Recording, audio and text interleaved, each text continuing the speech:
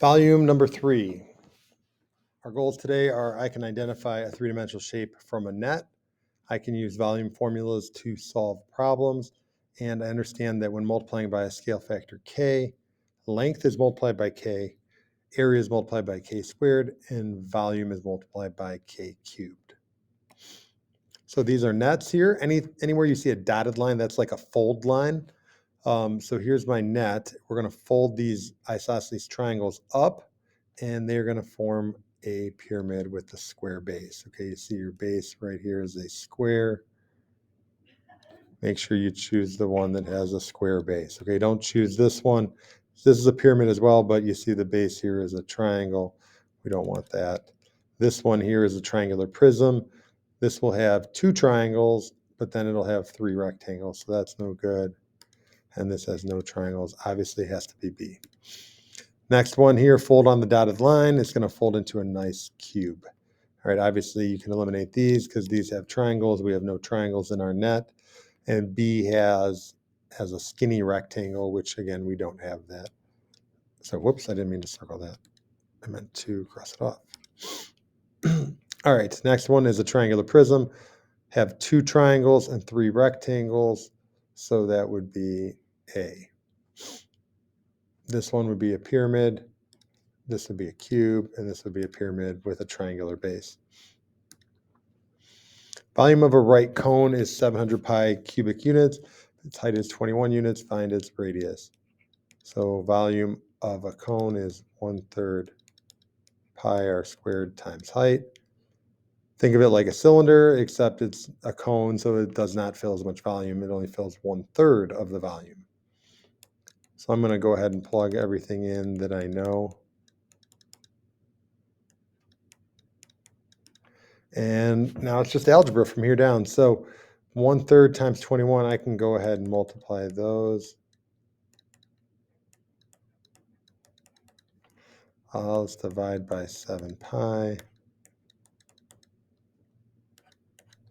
Cancel the pi's. 100 equals r squared. And then I square root both sides. Now, technically, when you insert a square root, it's positive and negative, but we're not going to have a negative radius. So we're going to, whoops, it shouldn't have been r squared, it should have been r. We're not going to have a negative radius, so it's just going to be 10. Okay.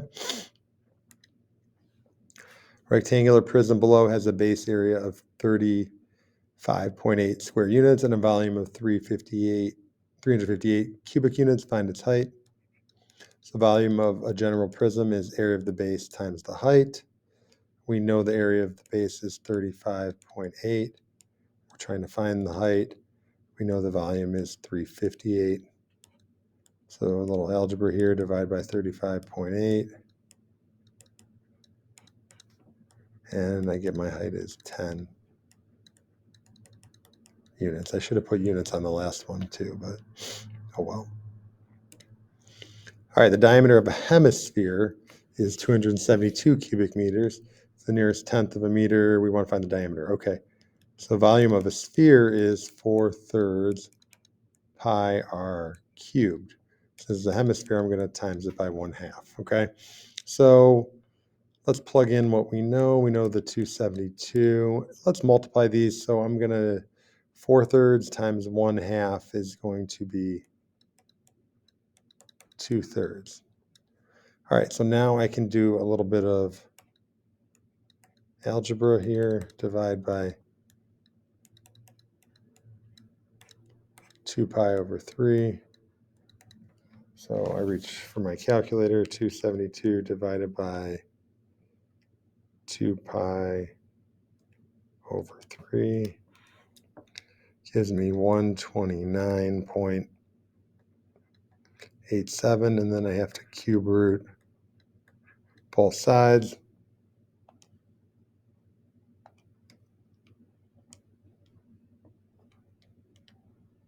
So I get 5.06 is my radius. So if I double that, I end up getting 10.12 is my diameter. I think it said around to the 10th, 10.12 Oh, it's in meters, actually. It's not units.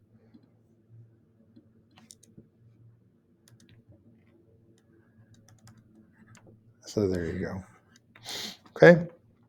So same formulas that we were using before to find volume. This time volume's given to you and you have to find another variable. All right, so dilating length, area, and volume by scale factor K. So if I want to dilate length, I multiply by K. If I want to dilate the area, I multiply by K squared to get my new area. And if I want to find volume, I have to and I'm dilating, you multiply by your scale factor K cubed. All right, so let's do a little example here. If this is my segment, let's call it AB. All right, AB. If this has a length of 1, and let's say I want to dilate AB, all right, these directions down here. Dilate AB by scale factor 2, centered at A. Okay, what's going to happen here is your new segment is going to double in length. Okay, and this would be A prime is at the same place as A. Here's my B prime. This segment has a length of 2, right? So length, you just multiply by your scale factor, okay? Very simple. That's something that you probably did when you were doing dilations in an XY plane, okay? You just dilated the sides, but we never really look at area. So let's think here in terms of a square. Okay, so let's say I got a square here. And let's say my square is 1 by 1. So the area of this square is 1 square unit, 1 by 1. So if I dilate the side length and double it, your new square is going to be right here. It's going to be 2 by 2, right? 2 by 2, 2 by 2, okay? So the area of the new square is actually going to be 4 square units, okay? So as I look there, you took your scale factor is 2, but like your original area went from 1. So my image area, and oops, I'm sorry, that would be my pre-image area versus my image area goes from 1 to 4. So you had to multiply by your scale factor squared, okay? Now, if it was a cube, let's take a cube here. Let's see here if I can draw a cube. So I'm going to take, there is my cube.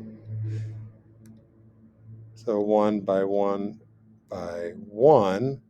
Okay, the cube has a volume of 1 cubic unit.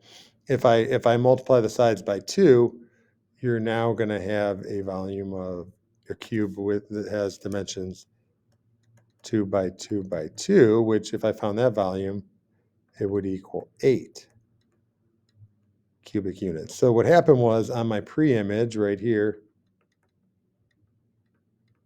and my image, it's like I multiplied by 2 cubed, okay?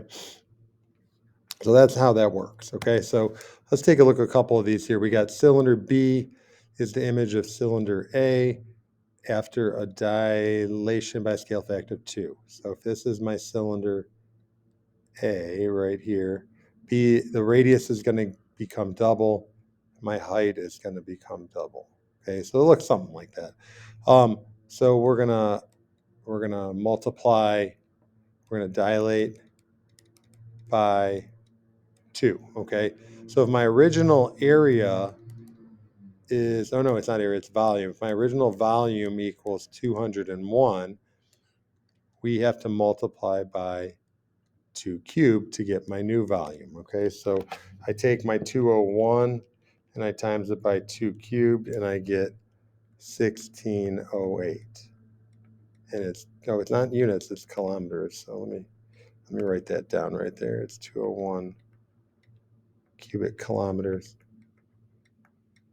Okay, so that's how it works. Now, if I wanted to go, this is my image, and this was my pre-image. If I want to go backwards, you have to multiply by 1 over 2 cubed. So in other words, we were multiplying by 8. We'd have to multiply by 1/8 to go backwards. Okay. Cube B is the image of cube A after dilation by a scale factor of 5. So I'm just going to draw a rough cube here. Okay, and this one's going to be 5 times bigger.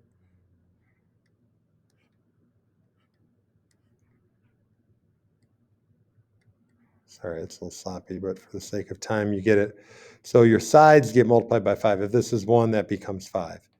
If this is 10 on that side becomes 50. So what happens to our volume? Well, we have to look here. Our scale factor, we're dilating by a scale factor of 5. So my original, I'm sorry, not volume, surface area, we're talking area. So my area is 81 square centimeters. I need to multiply by 5 squared, or 25, okay? And that'll give me my new surface area. So 81 times 5 squared gives me 2,025 square centimeters, okay? So that's the area on my image, okay? And on my pre-image, that's what we had there. And again, if I want to go backwards, you have to times it by 1 over 5 squared, okay? So this is 25, you times it by 1 over 25. All right, thanks for watching this video. See you next time.